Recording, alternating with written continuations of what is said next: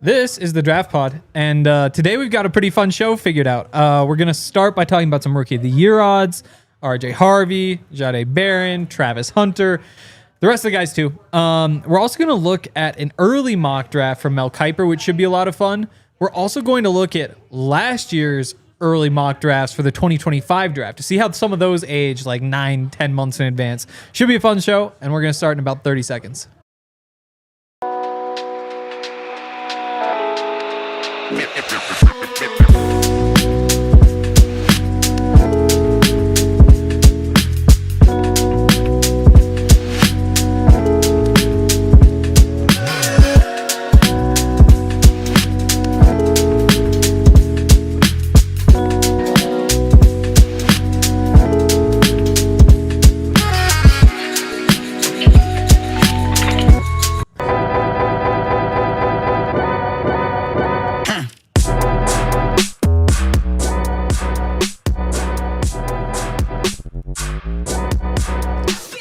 DNVR. Let's go. Draft Pod. Hell yeah. We're doing We're doing it, baby. No Dre today, unfortunately. Missing him. He's in the real meeting. work. Yeah. 28 people in this meeting. Should I? Am I supposed to I be don't on know. the show right People now? being all like weird about it whenever you ask, and it's like, oh yeah, it's just a meeting. They're cooking It's like, something. I don't know. right? Yeah, so there's an upstairs meeting. Dre important enough to be in it. Jake and I not important enough to be in it, But important enough to be on the draft pod. which was very important to me. Yes, me And too. Dre too. So rest in peace up there, Dre. He's not resting. He's really focused on the meeting. But his spirit feels like he's dying right now because Yeah, he's not on this probably. show. He's probably trying to listen to us. If we talk loud enough, He probably actually hear. might have it on a second monitor. There's right a now. good chance, yes. Packed show today. Yes, Whole bunch sir. of things to talk about, including the college football video game. And I want to start with let's this. go. So I'm like 3 days in, which means I'm entering my third season. Tell me everything, bro. And third season, Montana's getting hot. So did you do Team Builder to import them in? Yeah. So I imported Nice.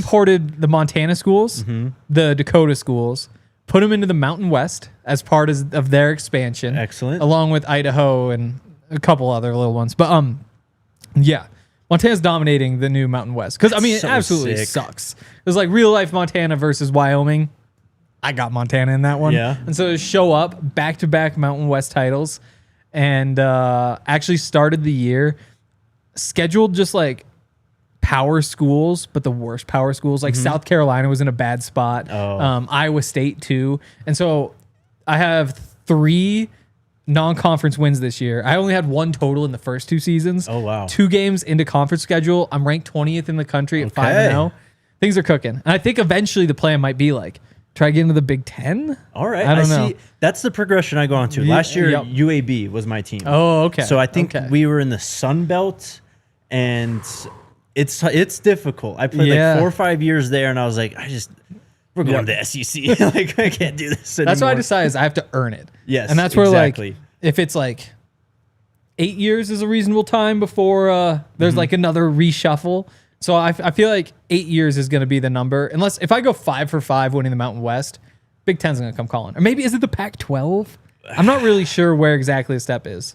It's one of those two. And like, am I relegating other teams out? Like maybe like Rutgers, Maryland, Yep. you know, they wind Yep. up back in like the ACC or Yeah. something. Remake the Big East. Yeah, could be. But I'm having the time of my life. Dude, I'm so jealous. I was at Big 12 Media Days, so I didn't Yep. get to play yet. But it is waiting for me when we get home. I'm excited for Road to Glory in this one. They brought high school back, so I'm going to give that a run. I didn't really play that at all last time. And then Neither did I.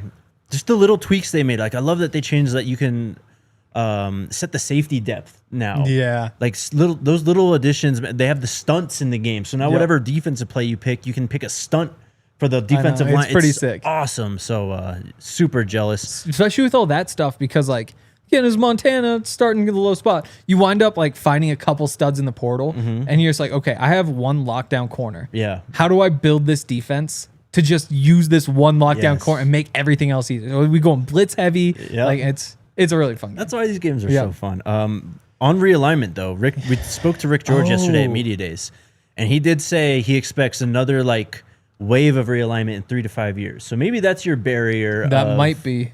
it's acceptable to move If Montana Rick George says on. so. Yep. Exactly. I mean, Rick George knows. Have to earn it, though. Ranked 20th in the country. As it stands right now, would make the CFP. Because that's the thing about it. it. Is it 16 teams? I think it's still 12. I wouldn't know. Haven't played. Damn. But looking at the bracket, it seems like a 12. Okay. Yeah. You might be able to change it for all I know. All right. Actual topics. Rookie of the Year odds. Yeah. Where do we start here when talking about these Rookie of the Year? I mean, well, let's kind of recap, I guess, Rookie of the Years from okay. this last year. Yeah, because there is some interesting stuff. Jaden Daniels, of course. Of course. And then Jared Verse wins the AP Defensive Rookie of the Year. Yep. I'd imagine Jaden Daniels was ranked pretty high on these odds lists going into the season last year. And, I mean, I'm sure Jared Verse was on there, but I think you probably got insane value if you actually took that bet. Yes, definitely. I mean, it's got to be 10-1 at least, you would think. Absolutely. There's Probably more than four that. numbers Yes. there. Yeah, I think so too. I think also interesting looking back at last year. So it was Jaden Daniels who won. Coming in second, though, Brock Bowers, a tight end. And then you get Bo Nix. Brian Thomas, Malik Neighbors weren't able to do it even. I mean, they were outside the top 3 with 1,200-yard seasons, which is kind of crazy to think about. Sticking with the offense, you jump back to 2023, and C.J. Stroud who wins it. Yep. Right in front of Puka Nacua, who was right in front of Sam Laporta, Jahmyr Gibbs, Bijan Robinson. Go back to 2022, and that's where you actually see Garrett Wilson, a non-quarterback, win it in front of Kenneth Walker, Brock Purdy, Chris Olave. I look back at these and say, this isn't necessarily a quarterback award. I think that it is a little bit more like MVP is going to a quarterback. Right. This one, I would say more likely than not going to a quarterback in most years. In this year, I would say probably not going to a quarterback, and for that reason, wide open. So what I see, I hope this is what you have. There's 2 players tied at the top at plus 275. I'll send you this. Let's see. Cam Ward and Ashton Genty. Okay. Sorry. Here, I just no. They have so many different things. That's actually what I'm looking at. This is from Bet365. Oh, cool. So plus 275. Cam Ward, Ashton Genty, the Titans quarterback, and the Raiders running back. After that is Travis Hunter, plus 700. Yep. And then after that, you get into the thousands, long shots. Teteroa McMillan, Omari Hampton, Tyler Shuck, Travion Henderson, Matthew Golden, RJ Harvey, Shador Sanders, Colston Loveland, Jackson Dart. Yeah, I look at it and say, if you want to bet Cam Ward, I'm not going to blame you. I wouldn't. I think that when you look through, again, these leaderboards were not packed with quarterbacks. I mean, in the top 5 in the past 3 years, last year was the only time there were 2 quarterbacks in the top 5, and there were a lot more quarterbacks drafted in those draft classes. So I think going with Cam Ward's probably a bad idea. If you want to take the one quarterback who seems like he has a shot, not gonna blame you. Genty plus 275. Opportunity's gonna be there. He's a freak. The value just might not be quite enough. Yeah. So many things can happen. Injuries. I do really like Travis Hunter though. I mean, plus 700. He's projected to have a massive role, obviously. And you saw what Brian Thomas did last year as a rookie. Exactly. It's and just- Malik Neighbors, and before that, Puka Nacua has done it. Garrett Wilson. Garrett he won Wilson it 3 years won ago. it. So There's a path for a receiver. There is. It's just how much of those numbers is he going to be able to take from Brian True. Thomas to add to his season total? Totally. And I mean, on the plus side, though, it really is just those 2 as weapons in Jacksonville, right? I mean, it depends where you're at on, I guess, Travis Etienne and Bigsby. But true. Yeah. But I mean, not all that scary. Brenton Strange at tight end. Yep. They went and got Damiami Brown. That's a solid There's a number pickup. 3. Yeah. I think there's still enough opportunities for him, especially if something happened, especially if the coverage skews towards Brian Thomas.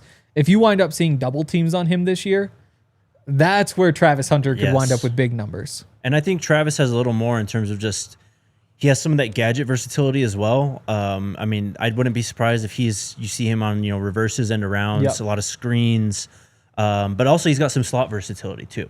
I mean, you can line Travis out in the slot and have yourself a real matchup nightmare. So I think he's got a little bit more in terms of his bag compared to Brian Thomas. Brian Thomas is just such a good deep threat that Travis is a good deep threat as well. It's just when you already have an established guy in the NFL who did it as a rookie, it's just how many of those looks are you going to get? So Travis may be more total like yardage, receptions as opposed to touchdowns, but touchdowns I think are a pretty strong indicator of these type of awards, right? Usually.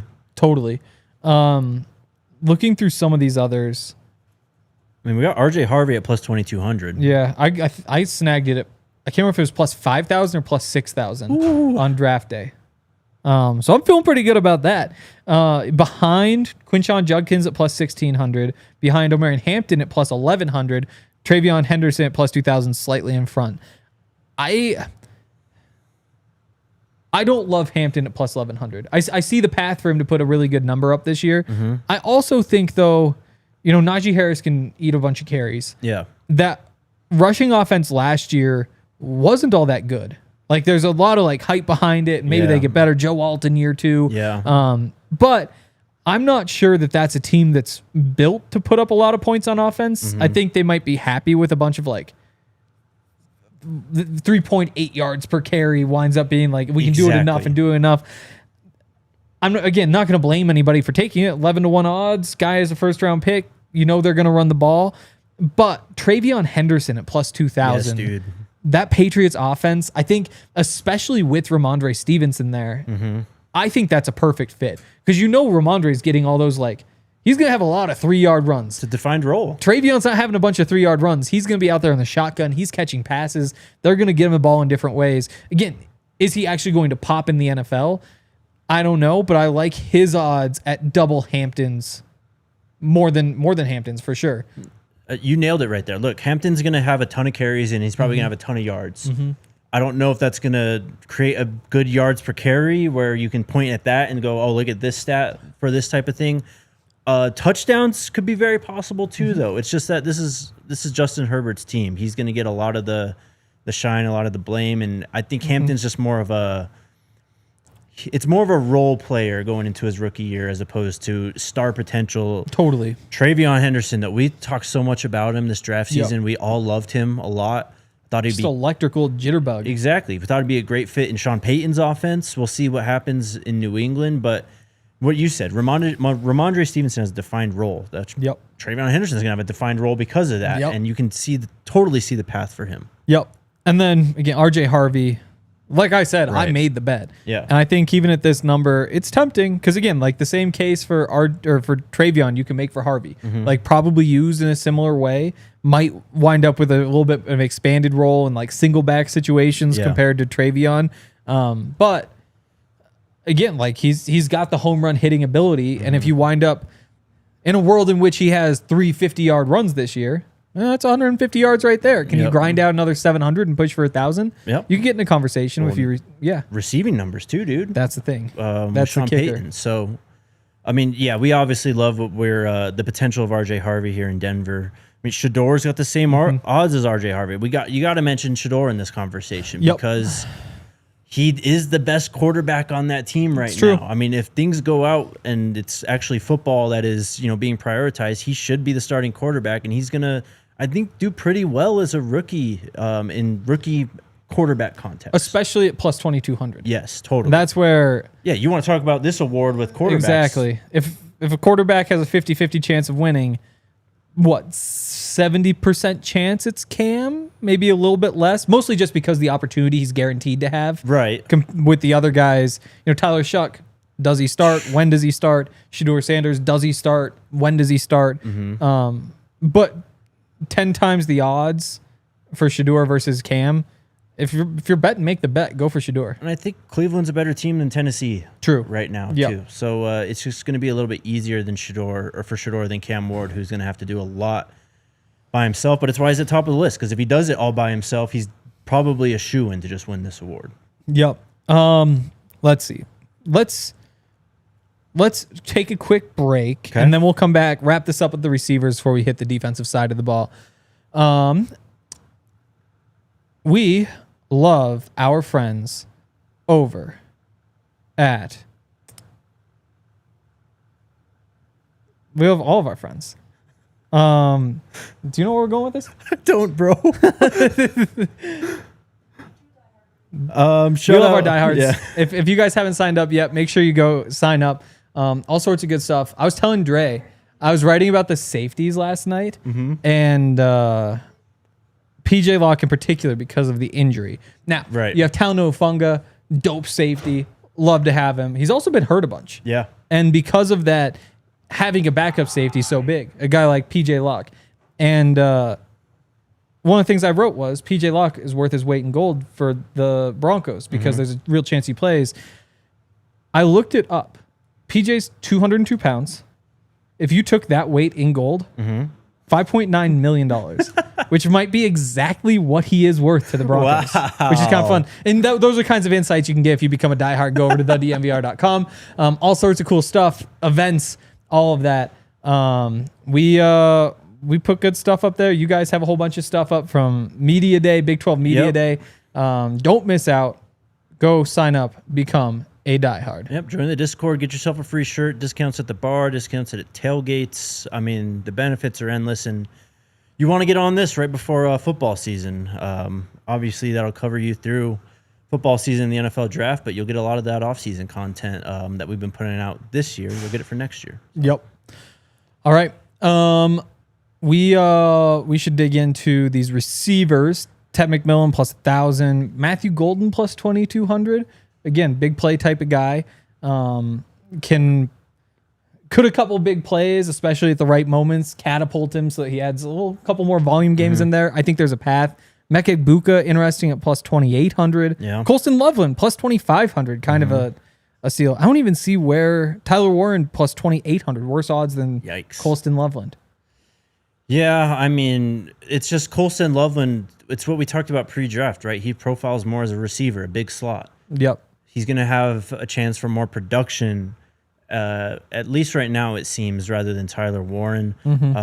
Ted McMillan, though, again, this is one of my favorite picks, favorite fits of the draft. And Bryce Young's progression at the end of last year after he was benched is really encouraging. And now you give him a big target to just throw the ball up to. I think he can make a lot of noise and put up a lot of numbers this year. Are there any deep cuts that stand out to you?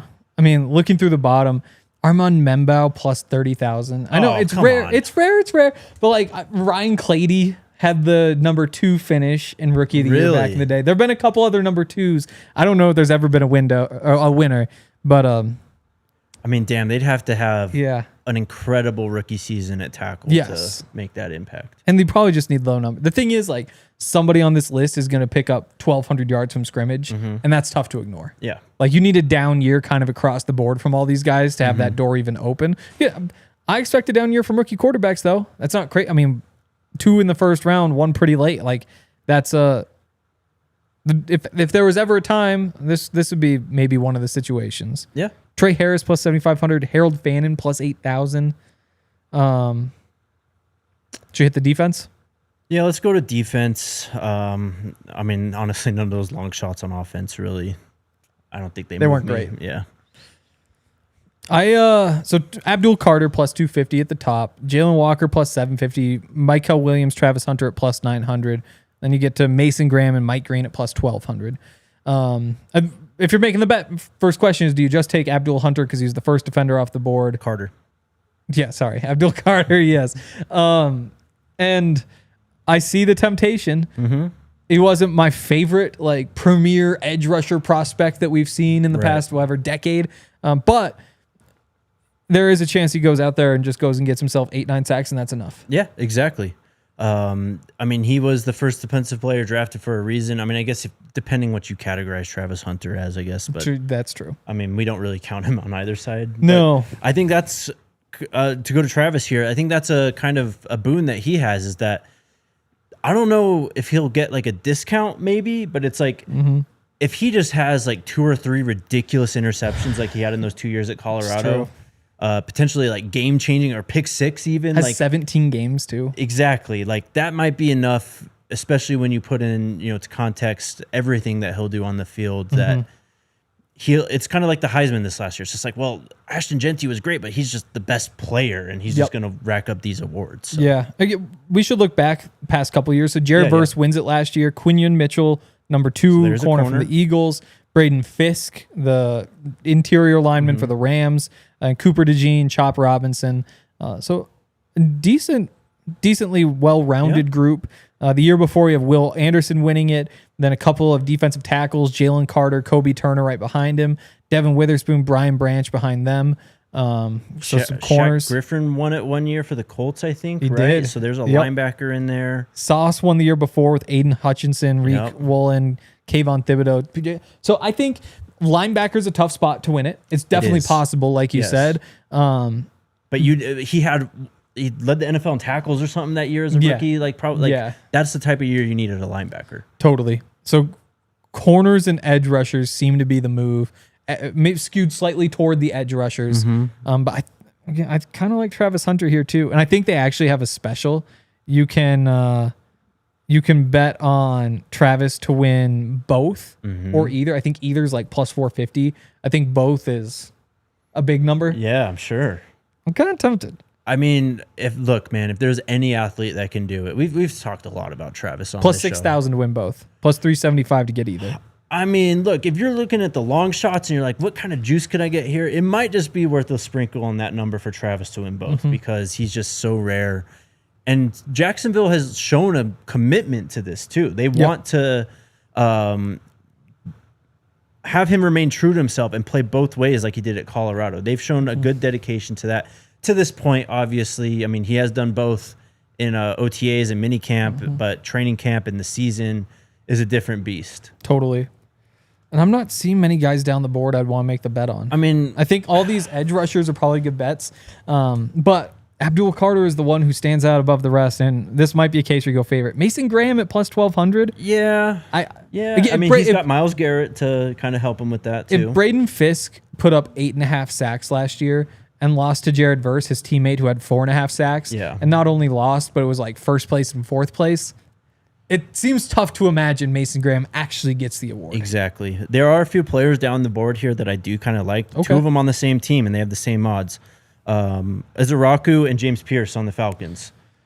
I just think that if you invest in both of those, though, you really only need one, obviously, to break out. And the Falcons are betting on one of them to break out. They took them both in the first round, I believe, right? Yeah. So there's a chance for that.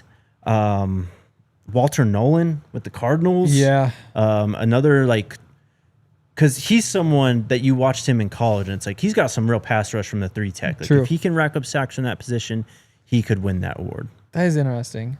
Where Jahdae Barron plus 2,200, so same as RJ Harvey. All right. Yeah, it's possible for corners, but it's going to come down to picks for him. Like that's a playmaker. I trust they'll stuff the stat sheet. Like I think he'll get some tackles for loss. I think he'll have at least a sack or two. I think there'll be good tackle numbers there. And I think at some point you'd imagine there's a pick or two. It just, is there one category where he's going to jump off the page where you get to say like, hey, he isn't first in interceptions or he isn't first in sacks, but he's third and he has all these other things working for him. I think that's probably the case if he wins. Totally. That and also like lockdown corner, has to be a piece of it. Real quick, I misspoke. It's Jalen Walker and James Pierce on the Falcons. Donovan Azaraku's on the Cowboys, but Jalen Walker's plus 750. So he's high up there. So maybe James Pierce is the value for the Falcons' first round picks because you get a lot more juice, and we loved his pass rush ability. Totally. Landon Jackson plus 7,500 up in Buffalo. He could pop. He could pop. He's very athletic. Yep. He's grown a lot in his college career. He was very, very raw going into Arkansas, and he's really shaped up. I mean, an athletic freak. I think if you're going to bet on long shots, you want these athletic freaks like him, like James Pierce. And speaking about betting on some long shots, should we talk early 2026 mock draft from Mel Kiper? Yeah, man. Because there's some freaks up there. There are. I guess we start at the top, maybe? Sure. Cade Klubnik, quarterback, goes off the board, first overall. They have it going to the Browns. I'd imagine the order is just the 1 to 32 order comes from ESPN's Football Power Index. All right. So whoever they have the worst team gets the top pick. Cade Klubnik kind of getting some Bo Nix comps I've seen. Interesting. Yeah. I do like him. I think watching Clemson last year, you can tell that he's a quarterback. Like, honestly, who he kind of reminds me of is Will Howard with traits. Yes. Like you watch how he goes out there and it's like, oh, Yes. you're managing the game. Like, you know what you're doing. Right. Like you're not making big mistakes, but then also like has the tools needed to be an NFL quarterback. Totally. I mean, he doesn't get, I think, enough credit for his ability as a rusher, kind of like Bo. True. And he's a bigger guy as well, so he can kind of deliver a hit. He's got a cannon for an arm. He's struggled with consistency. A lot of these quarterbacks have, but I can't get upset with having him up there. Yeah. Yeah. Mel compared him to Baker, which is kind of interesting. All right. But I mean, Baker more athletic. Compare him to though. Bo. You compare that's the mold. Number 2, Francis Mayaga to the Giants, the tackle from Miami. Some Penny Sewell comparisons, and he's working with Penny Sewell's old line coach who followed Cristobal to Miami. Yep. 6'6", 315. Didn't give up a sack last year. 3 penalties. Mobile. Again, Penny Sewell, you don't imagine that. Gets around. Thick lower body, too. He's got a base on him. Like, he's hard to move and push back. So, yeah. Interesting that it isn't Caden Proctor who goes first off the board. Yeah. He is probably a bit more of a finesse tackle. He does have some nastiness to him. He's also had some consistency issues, but really kind of ironed those out towards the end of his freshman season. Number 3 here, Titans take TJ Parker, defensive end from Clemson. So second Clemson player. Clemson might be back. Clemson is going to be really good, and TJ Parker is one of, if not my favorite prospect, I think, going into this draft class. Go look up his stats. I don't have him pulled up right now, but my God, this guy has been unbelievable through 2 years at Clemson. Set a record for forced fumbles last year with 6. With 11 sacks. He had 20 TFLs with that. He's more of, I saw Fran Duffy give him like a Bradley Chubb comp, so maybe a little, PTSD for Broncos fans, but he's just a big, strong, more of a power rusher. But he's relentless. He's a fun watch. And similar to some Clemson edge rushers in the past. Yeah. Clelin Ferrell, for example. Seems like they're always going after that type. Yep. Number 4, Anthony Hill Jr., the linebacker from Texas. If you want Jets. to. Yeah. Caleb Downs. Dope safety. It's always fun to read these lists because you're like, oh, yeah. I remember the first time I saw him and Googled and said, like, wait, is he going to be in the draft? And I'm like, nope, not this year. Not yet. But it's finally time. He would have been a really high pick if he was eligible this year. Panthers take Peter Woods. Another good player at Clemson. Yep, defensive tackle, another big boy. Raiders at 7 go Reuben Bain Another Jr. from Miami, the edge rusher. Dealt with injuries, but a good player. Rounding out the top 10, you've got Jordan Tyson at number 8 to the Patriots. That stings. That's a whole big alternate history. Oh, bro. Because Jordan Tyson obviously was the Colorado receiver. One of the lone bright spots of that 22 team. Yes. He was awesome. His brother was a 4-star basketball recruit. Oh, really? Yeah, he was torn between Colorado or I want to say Texas Tech. Goes to Texas Tech, decides to transfer. Looks like he's coming to Colorado. But then Jordan transfers from Colorado, so the Buffs don't get their big basketball recruit. But you add those two, again, top 10 pick in that Buffs offense. Good receivers hasn't been an issue, but boy, would that be nice. Number 9, Caden Proctor, mentioned the tackle from Bama, and then another tackle from the Seahawks, or for the Seahawks from Utah, Spencer Fano. So top 10, heavy on the trenches, edge rushers, tackles, not many quarterbacks though. Nope, and don't get that mistaken. There's way more quarterbacks coming in this list, and this is a good quarterback class, I believe. It's just kind of with Cade. It's a lot of inconsistencies, a lot of guys who got to prove they can do it week in, week out this year. Yeah. I mean, it feels similar to last year in that way. We'll go back. We're actually going to look at some mock drafts from this time last year. But it's kind of interesting to see some similarities in that. But before we do, we should go give a shout out to some of our friends over at Toyota. Toyota, awesome. We're live in the Toyota Lounge. You guys are all hanging out in the Toyota chat. Toyota makes so much of what we do possible, and so we got to give them the shout out. They make all sorts of good stuff, especially it kind of looked earlier like it was nighttime because it was so dark outside. It has changed now. It's gotten better, yes. But then you look down there and you're like, wow, Toyota, meant for this. And there's about 80 of them out there right now. Everybody has a Toyota. Don't be the only one without them. Tacoma, Land Cruiser, 17 different models with available all-wheel drive, four-wheel drive, 16 hybrid vehicles like the Tundra, iForce Max hybrid truck, SUVs to get you off the road. You can visit your Front Range Toyota stores at a location near you. Auto Nation, Toyota, Arapahoe and Centennial, Corwin Toyota and Boulder, Groove Toyota and Littleton, Mountain States Toyota and Denver, Stevenson Toyota East and Aurora, Stevens Toyota West and Lakewood. Toyota, official automotive partner of the NFL, official vehicle of DNVR. Let's go places. And also, shout out to our friends at Bet365. Yes. Shout out to Bet365. All those odds earlier in the show, offensive rookie of the year, defensive rookie of the year, courtesy of our friends over at Bet365.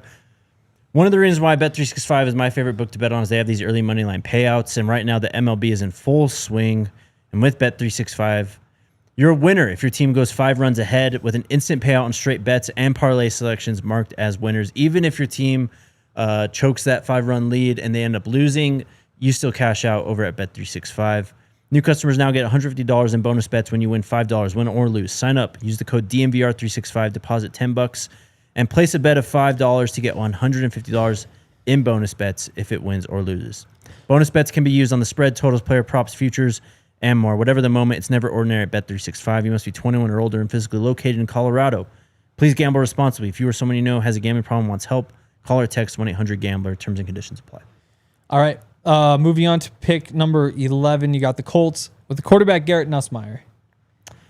He's my favorite quarterback in this class so far. I really like just his arm. He's confident in it. It's gotten him in some trouble last year. He'll have some really ugly looking picks because of that, but he'll also have some really nice receptions because he's not afraid to throw in those tight windows. Just love the arm talent from him. So he's my favorite guy going into this class. Yeah. He started for the first time last year. Or not for the first time, but as a season-long starter for the first time. He will be 24 on draft day, which we don't care about anymore, right? I don't think so. I don't know, bro. No one knows. Yeah, nobody really knows. But if you're looking for concerns, you can add those to the list if you're interested. 12, Caleb Lomu, tackle from Utah, goes to the Browns. Cowboys at 13 take Keldrick Falk, the edge from Auburn. Antonio Williams, receiver from Clemson, another Clemson guy. Cardinals at 14. 15, Dolphins. Jermod McCoy, the cornerback from Tennessee. Believe the first cornerback off the board. I think so. Kind of interesting. You had a safety in the top 10, so second DB. Then 16, Lenore Sellers, the quarterback from South Carolina. I absolutely love that guy. Oh, do you? See, because I wasn't sure which way you were going to go. Yeah. Even after, I absolutely... It could be either. I mean, he's so much fun to watch. He's got to grow as a passer. He actually wasn't as bad as I think many people say last year as a passer, but that's where he's got to get better if he wants to be the top quarterback. He's just an electric running quarterback, and I got a soft spot for those guys. They're just so much fun to watch, and he's the next one. 6'3", 242. Yeah.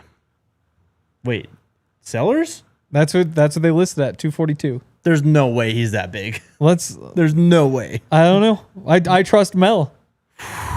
Wow. Yeah.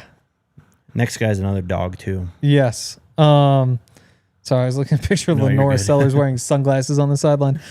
Jeremiah Love, yes, the running back from Notre Dame. Going to the Bears, just perfect too. Yep.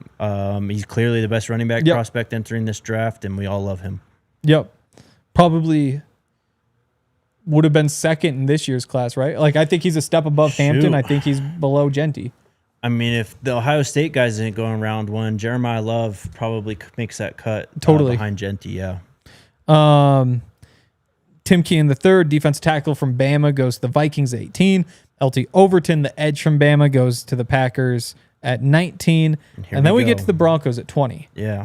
Eli Stowers, the tight end from Vanderbilt. It's an interesting pick. We can read what Mel had to say.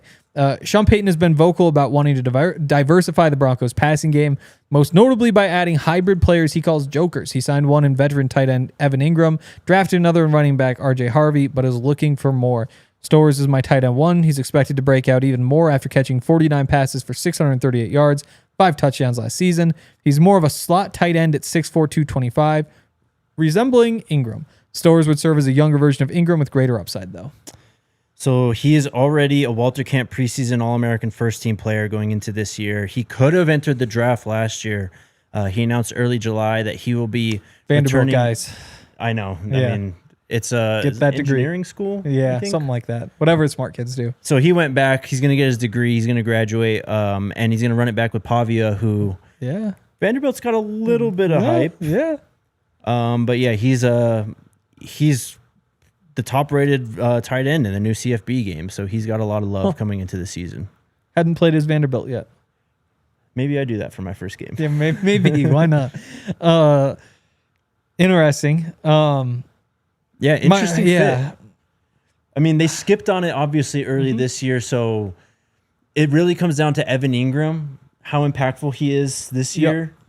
And do you want to add to that room, try and get better, but also maybe find a more long-term solution at the position? Yes.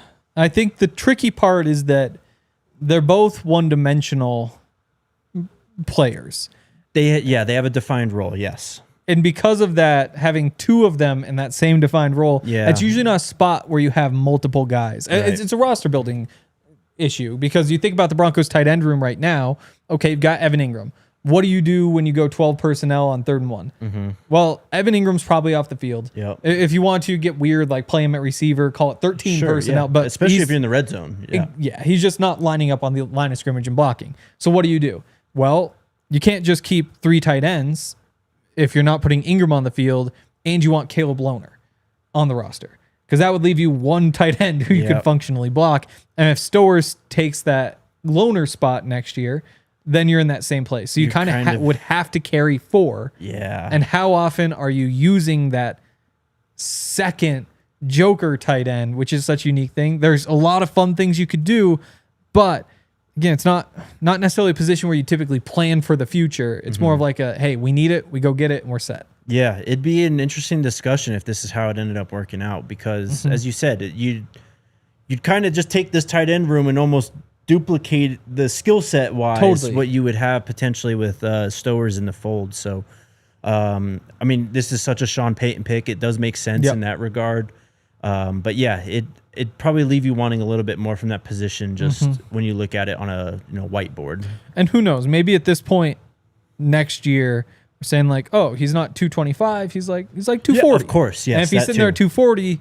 Again, not the tallest, not the longest. Like Colston Loveland, not a great blocker at the moment, but with that frame and the fact that he's like still growing, it's easy to see younger player too. Yeah, at 21. By the time he's 24, he might actually be a pretty damn good blocker. Exactly, which makes him a little bit easier fit. So it'd be an interesting pick. But if Evan Ingram pans out, I don't know. I have my reservations. Yeah. Just a little bit quick more information on Stowers though. Started his career at Texas A&M. Played there 2 years, only played in 5 games, though, so didn't really get on the field much. He ends up transferring to New Mexico State, where he links up with Diego Pavia there, and Jerry Kill, who ends up moving to Vanderbilt, who was the head coach at New Mexico State.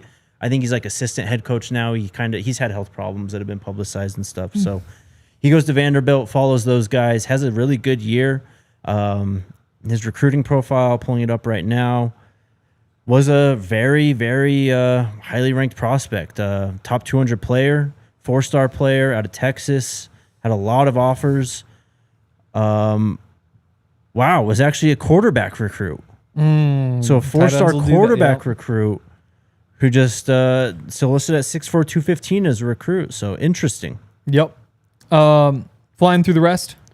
Yeah, fly through it. 21, you've got tackle out of Florida, Austin Barber. Then you go edge from LSU, Patrick Payton. Tackle from Oregon, Isaiah World. Corner, Avian Terrell from Clemson. So another Clemson guy, but only your second corner. And is AJ's younger brother, I believe. Interesting. Yes. Also Clemson. Penn State corner, AJ Harris. Yep, he's good. You start to see the corners.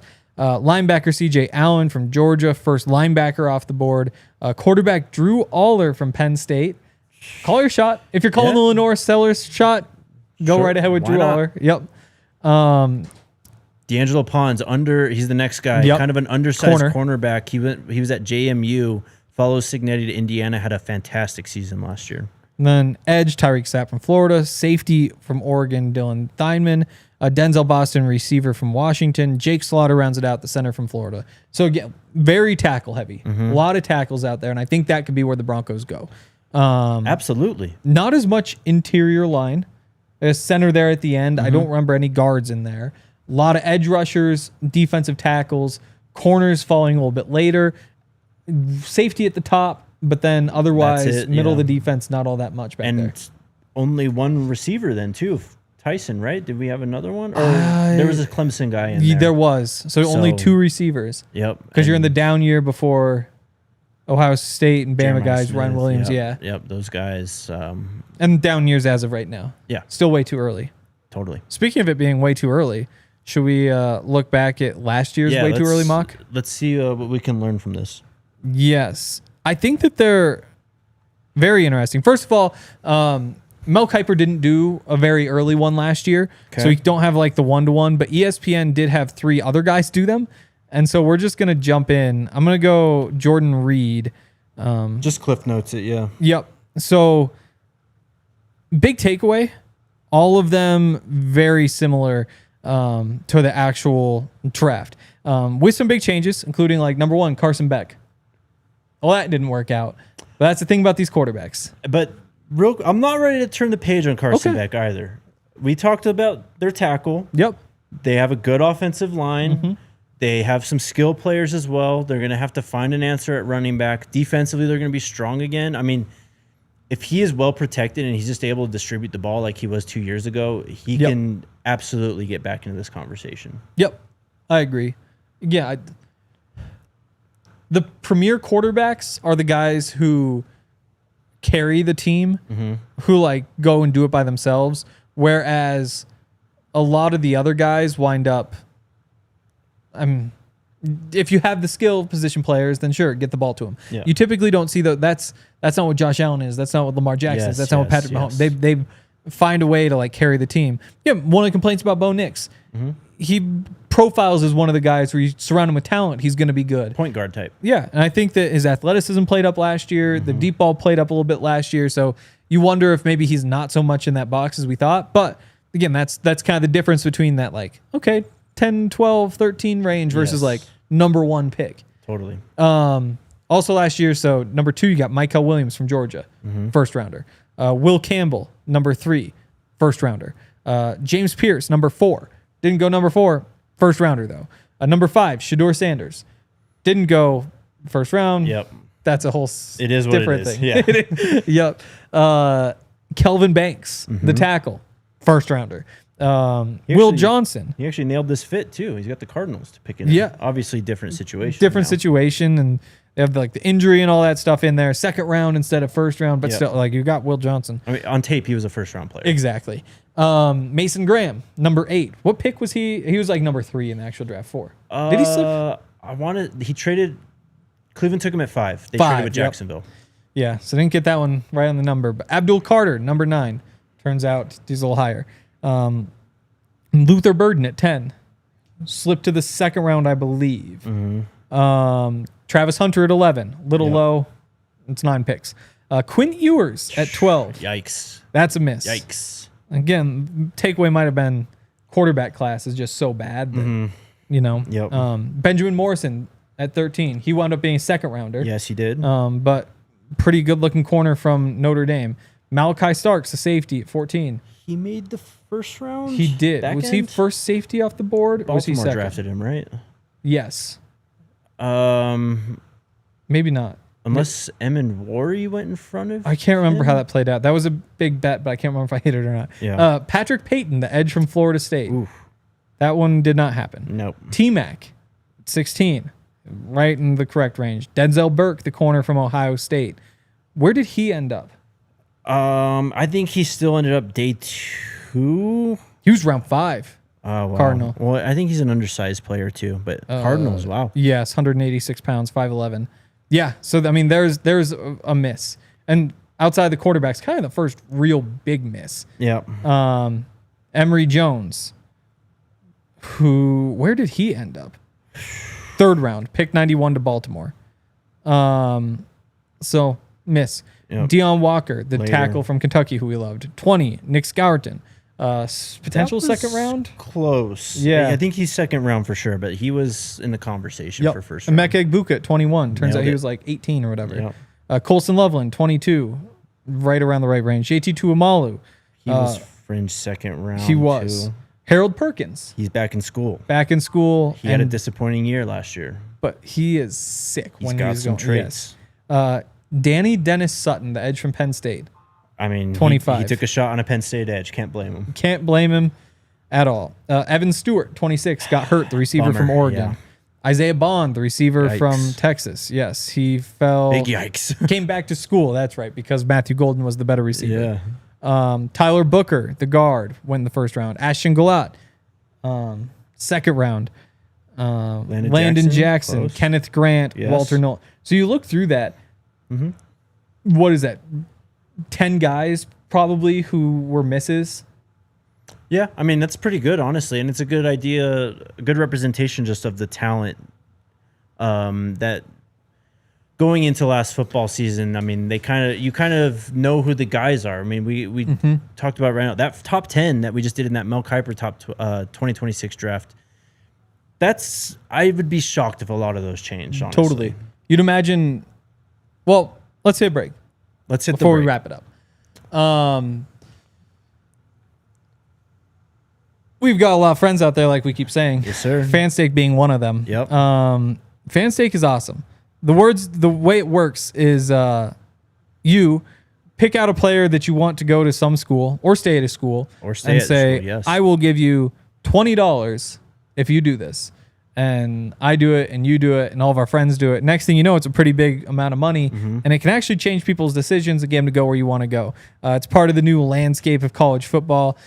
So many different options. Like I'm just looking at what's popping up right now. Oh, my favorite. This one needs to go away because I think it is official, but I can get a 2 times boost if I want to put money, basically pay Cooper Flagg to come play for Montana's basketball team. Oh, there you go. Number 1 pick in the draft, though, so I think that's probably the ship has probably sailed, unfortunately. But just an example of what you can do if someone's in the portal. Exactly. If I had done this a month ago, who knows? Maybe it would have worked out. Best part is if I'd done it a month ago and he still goes to the draft, I get my money back. Yes, sir. So you only pay the money if the player goes where you want him to go. Fanstake, it's a cool idea. It's a cool company. They obviously support us. So if you're a big college football fan, you should sign up. Fanstake is currently offering new fans a free $25 credit. You don't have to give them a credit card, no strings attached. Join me in staking Cooper Flagg to Montana because we're going to make it happen. Click the link in our description, scan the QR code, just head to fanstake.com and use promo code DNVR to help keep Cooper Flagg coming to Montana. Or to bring any player to Or your anybody favorite else, team, yes. or keep your favorite players on your favorite club's team. There are probably some better decisions, but you get your money back anyway. Exactly.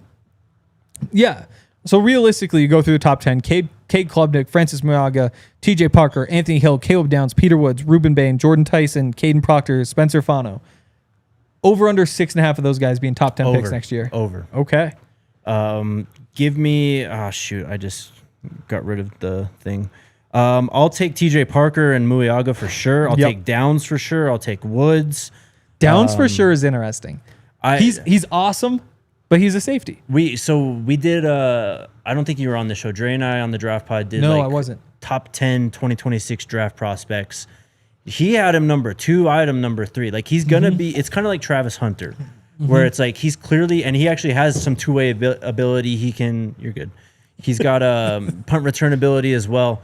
So he's different than a regular top safety, you know, that is just purely a defensive player.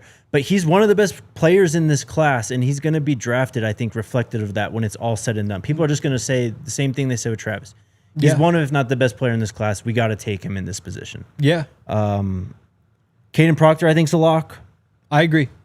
So, which is crazy because he's number 9 on this list, but I agree, he's a lock. Yeah, and then Klubnik too, like just all the traits and with the talent that Clemson has, if they make the CFP, he's probably in this range. So that puts me at 6, and then I'm a bit.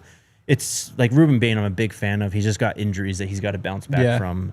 So, and Jordan Tyson, I'm a big fan of as well. It's just, can he stay healthy and can he's replicate? a receiver. Yes. Are there other receivers who pop? Does he have a down year? That one's one that a little more finicky.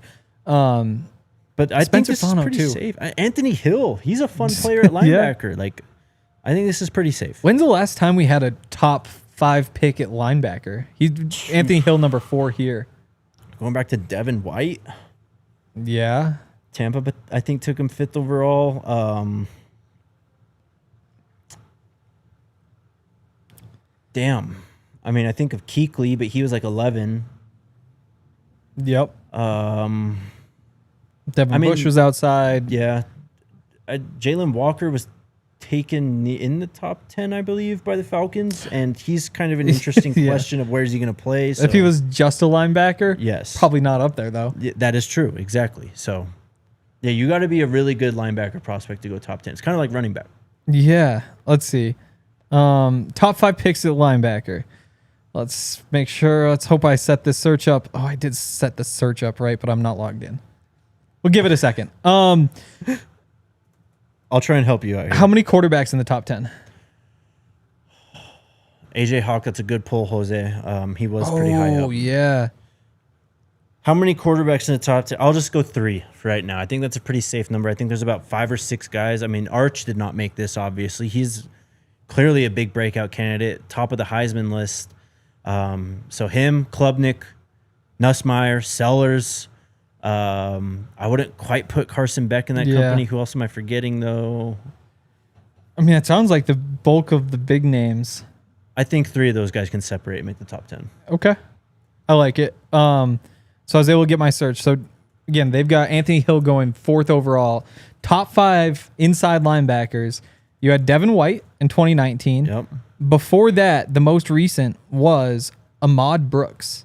Wow. In 2006 was the number 1 pick. Before that, LeVar Arrington, was he more outside though? No, he played linebacker. Okay. Yep. That was in 2000. He was the 2nd pick.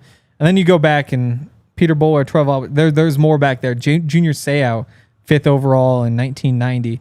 But it's a short list. Basically, very 3 short. This century. Yep. If you include LeVar Arrington in 2000. Aaron Curry, also Jose, big bust, but he went very high to the Seahawks. 6, 7-ish? That was 2009. 2009? He was 4th. Yep. I'm not sure why it didn't show up on my list. He gets away with being one of the biggest busts of this millennium. Yeah. Yeah. Any final thoughts? Final thoughts, really just on this draft class overall. I think this is a pretty strong draft class. I like this class a lot. Thankfully, the Broncos don't have needs at many of the top positions, like quarterback. I think this is a good quarterback class. Tackle is a discussion. So I think it could be. So here's why. So Bowles, after this year, is basically on year-to-year contracts. You can move on whenever you like. That could be because you draft somebody and you just like to replace them. It could be because the play falls off. McGlinchey, I think you have to. I think you could move on next year. The savings probably aren't big enough to justify it. Yeah. But there would be savings. Ben Powers, you could move on from. That'd be a year early because he's gone after next season. So if you draft a tackle next year, cut Powers a year early, play him at guard for a year, bounce him out. You're losing Luke Wattenberg this year. Could Ben Powers bump inside, do something similar? It feels like they're due for an offensive lineman. I mean, Sean Payton's not going to ignore it in the draft for that long at the top. I mean, we talked about it a lot this year. Even you go back to his pick of Cesar Ruiz a few years ago. They drafted a center at like 20-something. Yep. So it's not outside of the realm of possibility. Something. So we were at Media Day, obviously, the last 2 days. We had Jordan Seaton on the show yesterday, and we've talked a little bit about him on the show. We're going to talk a lot about him next year, though, because he's a true sophomore, but he is truly one of the best tackles in the country. Played true left tackle, too, at Colorado. Very impressive young man. He was great when we had him on. So RK asked me, would you trade Garrett Bowles for Jordan Seaton right now? Oh, wow. I think I would. Oh. He's so young. He is. That could be a double-edged sword. The short-term sacrifice would be painful. It would be. But this man is as advertised. He's become a true leader of the team at 19 years old. He looks incredible. He's been training with Trent Williams, like Duke Manyweather, like all the big-time trainers. Like he's got all the big-time love from current NFL. He was working out with Von Miller, I think, yesterday in Dallas too. So he's going to be someone. If he was in this draft class, he'd probably be in this top 15, top half of the first round conversation. I agree. I don't think you're crazy. I do think that his age 20, age 19 season in the NFL sure would be rough. It would. Do you patch it up with like Alex Palshevsky for a bit? Let him learn on the. I don't know. He's not your normal 19-year-old though. I'm telling you. Yeah, and that's a big dude too. Yeah. I think in 6 years you're happy you did it. Absolutely. I think it's just the pain of the next couple. And how much pain really is it is the other question. That's true. But like again, if he has a season like he did this last year, this season. And even if he kind of takes a little bit of a step back, like next year, you have so much strong film to look back on at that point. So yes, short term it'd be a bit of a compromise, but if 2-3 years down the line, you're probably insanely happy you made that decision. I think offensive line picks for the Broncos, it's just the smart thing to do. That's a position you invest in. It's similar to cornerback. And you're investing in Bo when you do that. Totally. You look at the decision to pick a cornerback this year. Shocked everybody. Yep. What do good teams do, though? They draft positions of value because in the long run, that pays off. Because those players are more valuable. And if you win that tiny little margin every single time you come out ahead, you look at the draft the year before. The Eagles on draft day, and even at the start of the season, starting cornerbacks, Darius Slade, James Bradbury, Keely Ringo. They drafted Quinyon Mitchell and Cooper DeJean in the top 50. Exactly. And by the end of the year, goodbye, James Bradbury, goodbye, Darius Slade, because we did this. And so, like, you look at the Ravens. The Ravens win the year, Brandon Stevens starting, Marlon Humphrey, of course, starting. Arthur Mollett was their nickelback. Partway through the year, you wind up with Nate Wiggins, a first-round pick, taking one of those starting jobs. Like, you don't... There are positions that you draft even when you don't need them. You hit on cornerback this year, maybe you look at that and say, hey, we did the responsible thing. This year we get to have fun. Yeah. Other one is, next up on the we should do this. Exactly. Tackle. And look, we could even probably do a whole show on this, actually. This is interesting because the Eagles have drafted so well and they've done this so well. It'd be cool to, I think, look back on how they've done it over the years. Center, they had Jason Kelsey, one of the best in the league. They drafted Juergens, I believe, right? The Nebraska kid. And one of the big things when he was that pick, I think it was second rounder, it was a pretty high pick, and he was a smaller center. But you just saw the vision immediately. It's like, yeah, Kelsey, it's obviously come to the end of the road. Now they just plug and play Juergens. No drop off there. They Juergens in the Pro Bowl. Exactly. Like immediate, yes. Jason Peters. This one's a bit more of an outlier, but with Mailata, they took in the 7th round. Again, they were just like, well, ideally he becomes the left tackle. That's what he is now. Jalen Hurts when they had Carson Wentz. Like you can go on and on with the Eagles, and this is why they're where they are, how they can be a contender year in, year out, even if Jalen Hurts isn't totally healthy or they maybe have a quarterback controversy between him and Wentz. You know what I mean? Like that's just how you become good in the NFL. You kind of draft 2-3 years ahead of the current year. And it helps when you get to go into the draft without any needs.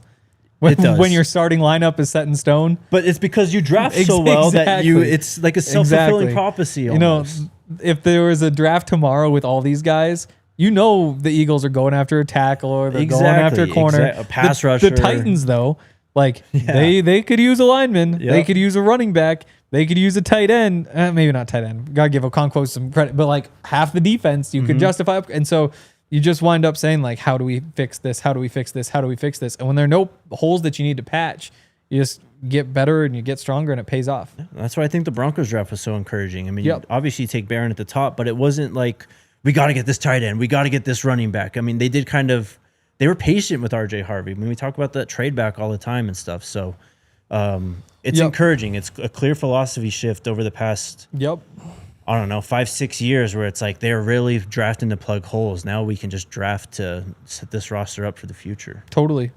It's a good show. Last thing, we had we posted our draft grades yesterday. And I gave the Broncos a C+, and it pains me. But here's the thing that you have to do to justify grade is it's like what any draft grade is just like, what would I have done? That's why draft grades in the first place are kind of stupid. Yes. That's why it's like, well, Mel Kiper, you just did this because you're great. Like, that's kind of the whole point. And when you go through the draft and you say like, oh, first round pick, Jahdae Barron did not even cross my mind. Mm-hmm. You can't give it your own good grade. Yep. Like RJ Harvey. Oh, yes, we are going to overtime real quick over on YouTube, over on other platforms. Go to the DNVR.com. Go to the website. Yeah, I think when you go through that way and just say like, is this what I would have done? It's like, wow, none of their like first 5 picks, any of the picks really, were guys that I would have even considered, except the punter. The punter was the one where you're like, yeah, I guess you kind of need a punter. Maybe they'll do that here. Well, that's why we're sitting here talking about what they did. Exactly. And that's why like the flip side of it is like, do you just give it an A+ because you're like, yeah, I trust Sean. But that would defeat the purpose of the grade in the first place. Yeah. Which is why grades are dumb. At least for now. But all draft grades should be 2 to 3 years post the draft. Yes. We're not patient enough to do You have to do it. Of course everybody wants the grade. We need to make content at some Exactly. At times too. Exactly. All right. That was fun, bro. That was fun. We'll be back next week with another draft pod. Maybe Dre will be back. Who knows? Maybe that meeting will still be going on. It seemed like a terrible meeting. Shout out to Tiff for producing, and we'll see you guys next week. We all silly like the mayor.